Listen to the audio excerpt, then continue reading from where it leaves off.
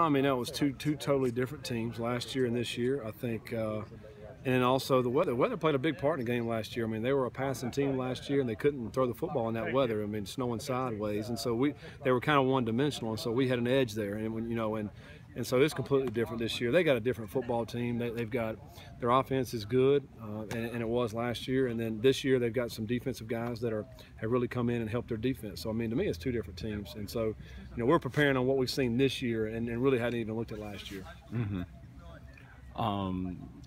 You get a chance to actually play on a dry field this week. Yeah. What'll that afford you?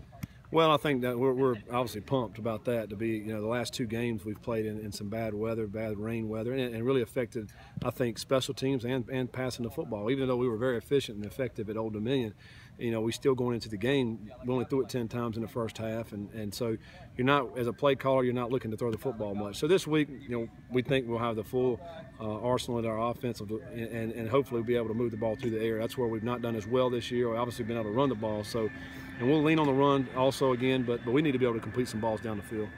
What is it about their defense that's gotten better this season? Well, they're playing better in the back end, and they're playing some man-to-man. So those guys are covering the receivers a little bit better. I mean, they covered, from Oregon to Charlotte to even last week. So, and they're bringing a lot more pressure, I think, this year. So they've just tightened it up, and they had a couple of UAB transfers, and those guys wasn't there last year. They're playing well. So you put a couple of good players in the mix, and then your schemes, you tighten your scheme up a little bit, and that's why they're a better defense.